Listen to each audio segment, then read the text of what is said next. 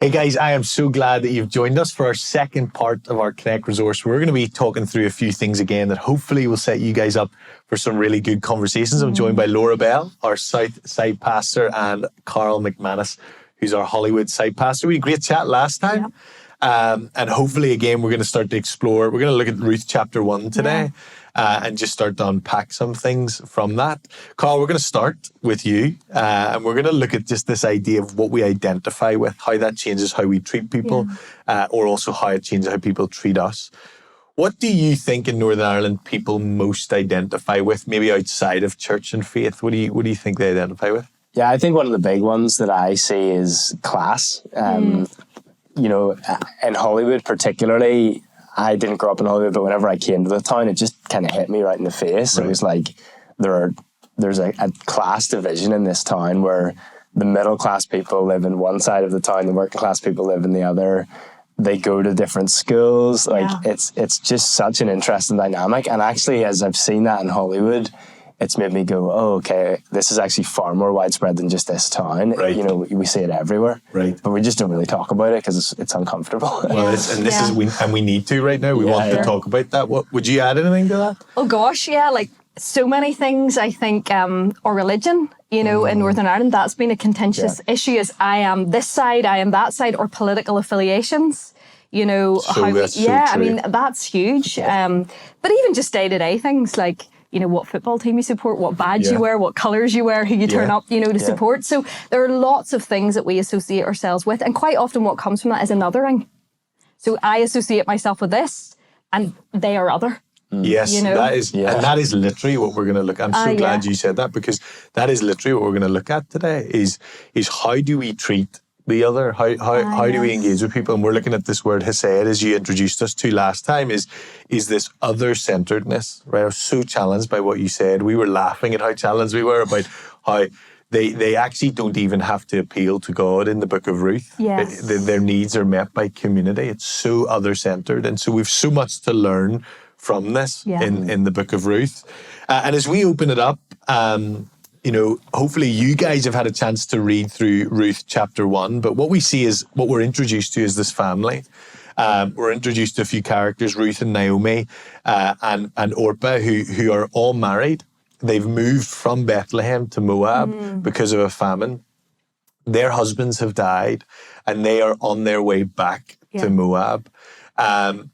Laura, you touched on this very briefly last time, but this is really, really important. In fact, Ruth is rarely mentioned as Ruth. She's actually often identified as Ruth the Moabite. There's such a key, and the author always keeps drawing us back to that. Why is that in the book of Ruth? Why is that important? Yeah, it's really important because there's a history, okay? You know, there's a history between the people of God and the Moabites. We read about it in Deuteronomy 23. It's when Israel came out of Egypt, they had to go through that part of the world, and the Moabites didn't give them safe passage and didn't give them bread. And so because of that, there's this exclusion of the Moabites from the assembly of God. There's an othering towards the Moabites, and it's like, you're not welcome into our assembly, you're not welcome into worship, you will not be a part of us. And so there's a huge history there. Well, it gives us such a context here because they're going back to Bethlehem. And so what you're saying is they are not welcome in the assembly. They are seen as foreigners, outsiders. Yes. So we're starting to get a bit of a picture here of the context for what we're reading into this story. As they return, they come back, and Naomi shows her hesed towards Ruth, right? She says, listen, go back to where you're from. Don't come back with me. You will be able to go and marry somebody and have the protection of that. And I want to come back to that in a minute about how significant that is. But then we see this really, really important action from Ruth, where she says this in verse 16. She says, don't ask me to leave you and turn back. Wherever you go, I will go. Wherever you live, I will live. Your people will be my people. Your God will be my God. That is a really significant moment in the story and in the book of Ruth, where she is actually showing hesed to Naomi. She's showing loyalty, kindness, and commitment. Yeah. She is, again, reminder, she's seen as a foreigner, Carl. She's seen as an outsider. So what we have here is somebody who is meant to be the other, and they are actually showing the way of Jesus. They're showing the way of Hesed, which is so challenging. I shared with you before, I can remember a time where I was living in Canada, and one of the guys who's part of our group was so like Jesus. He was actually teaching me the way of Hesed. He was teaching me his kindness, his compassion for people. I was so challenged by that. Have you experienced that before? And how are we in the church at learning from what's different to us? How are we at learning from others? Yeah, I don't think we're as good as we should be, is the honest answer. I think it's quite sad that, like, you know, even touching on what we talked about last week, it's sad that it took people from outside the church to really draw our attention to issues like looking after the environment, to equality. Like, actually, you know, as followers of Jesus, we should be leading the way in this, but we're broken, we're sinful. Yes. And actually, God's still at work in the lives of people who aren't in the church too. And they're teaching us, you know. Absolutely. I think we just need to make sure that our posture is in the right place, where we're open to being taught, and we're aware of kind of what's God teaching us through, you know, people outside of our church, so that we don't become just this like insular. Like, totally. We can't let that happen. And when we were chatting a little bit before, you mentioned Matthew 25. I think that's really important about what Carl's saying. Yeah, I mean, ultimately, discipleship's about being with Jesus, becoming like him, and doing what he did. And, you know, Matthew 25 is that kind of challenge from Christ that says, you know, when I needed a drink, when I was naked, you know, when I was in prison, did you visit me? Did you clothe me? Did you give me a drink? And it's almost saying, like, when you did those things, I recognized you as my own. You were Christ, you know? And so are we professing faith alone?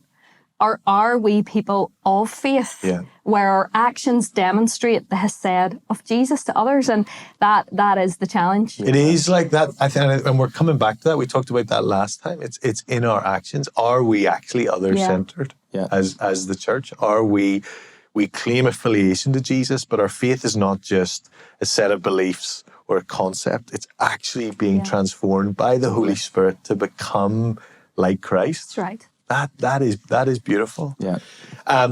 As we go through the story, I mentioned I wanted to come back, Laura, to this idea, Ruth's commitment to Naomi. Naomi is showing kindness to Ruth, saying, "Go and marry, go leave me." And Ruth commits to her. There's a context to that that's really important around marriage and what that did for a woman. Can you share that? I mean, you know, when we hear Ruth saying this, we're like, oh, isn't that lovely? That's really poetic, isn't it? Are those great wee words? Oh, I'd love to have that read at my wedding. But actually, this is radical. What Ruth is essentially doing here is turning her back on any sort of security, any stability, any sort of future care for her welfare. Because really what marriage does in those days is it brings all of that to a woman. You know, you're only as secure, you're only as safe as that what your husband makes you and gives to you. And so when Ruth says this to Naomi, she is essentially sacrificing all of that. And what she's doing is she is committing her life in service to Naomi, no matter what. And without, and it was a risk, maybe without the possibility of ever getting married again. And so, I mean, this is huge. This has massive implications just on a practical, social level for Ruth. I'm just, again, the outsider. Like, it just gives more context. She is showing the way of Hesed despite being an outsider. And she has kind of like this salvation moment of my God will be, or your God will be my God. She accepts that. Do you want to say anything on that? Yeah, I mean, like, you know, that's true repentance. You know, it's saying I am turning my whole life around towards God. You know, how I think, what I do, you know, my actions, I am turning my life around towards God. And we see that in this moment with Ruth, like all of her life, everything that she is, every hope and possibility of what she could become in this world, she sacrifices it all and says, I will be this to you. Essentially, I will be Hesed to you, Naomi.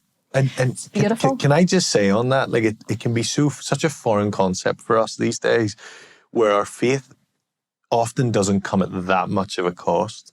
right? Like we can take for granted sometimes that we can practice our faith, live out our faith, but she is committing. There's enormous risk at living out Hesed here for her, and I'm challenged by that. I'm challenged by am I open to being transformed in my ways of thinking and seeing others? Yeah. And am I willing to embrace the cost of that as we follow Jesus today? Yeah. Right? In the culture we live in. The story continues, right? It goes on and we get to kind of this final part where they return to Bethlehem. And this is, I think, what's key for us in this part of Ruth, is Naomi returns to Bethlehem, right? Her, as you just given us a context, Laura, they're leaving Bethlehem to go to Moab would have been controversial. Oh, absolutely. So now that they're coming back, people start to talk, okay, and they say, "Oh, that's Naomi." That would never happen. Never happen in the No church. way. Come on, but I think this thing gives us a really interesting challenge. Is what are we like at welcoming people back? What are we like at welcoming the prodigals back? What do you guys think of that? Yeah, I mean, the honest answer is probably we're not great at it. You know, we've joked about it, but like, let's be real. Like, we've got this wrong. Like, personally, you know, there's times whenever I know that I've got this wrong, but then actually collectively as a church, you know, there's been times that we've got this wrong. Yeah. And I think we need to give like serious thought to what does it mean to welcome people back well. What that looks like. What are your guys' thoughts? Like, Yeah, I mean, it's interesting. You know, we had this wee paradigm that we would always say at CFC, and it was like, you know, you believe, you belong, you know, then you behave. And I think so often we just want people to look like us, behave like us, you know, and all these things. I'm sure when Ruth came back, and even Naomi, they brought some of that culture, you know, some of their normative with them. But actually, you know, I think as the people of God, we are very much called to make people know that they belong, that they are embraced, that they are loved, that they are received, you know, just as they are. I think there's this pressure in the church of become like us. Behave like us rather than just belong. Like, we are a family and we love you and you have a seat at the table and you are welcome. And we see this in Christ. Totally. You know, Luke 15, the teaching of the return of the prodigal son. That is essentially what we're talking about. The father heart of God, that even when we turn our back on him, say, give me everything you have, I'm taking it all, I'm going to blow it on myself, self-centered living for me, narcissistic, all of that.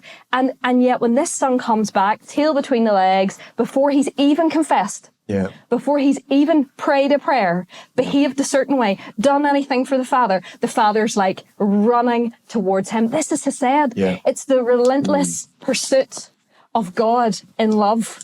Yes. And you know, as you're talking there, I'm thinking, like, why do we get so offended when people aren't like us? Somebody may leave the church, or even, dare I say, go to a different church.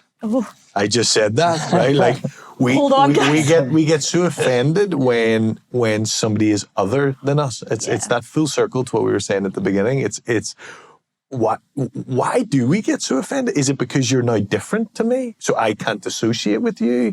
You know, and then when that person returns, it's almost this "I told you so," or you know. Yet this in Luke 15, like, what we see is this father running towards his son, pure delight that he's back. There's no concept of judgment for leaving. There's no concept of where were you, how dare you. Do you know what I mean? Like that. Why do we get so offended by that?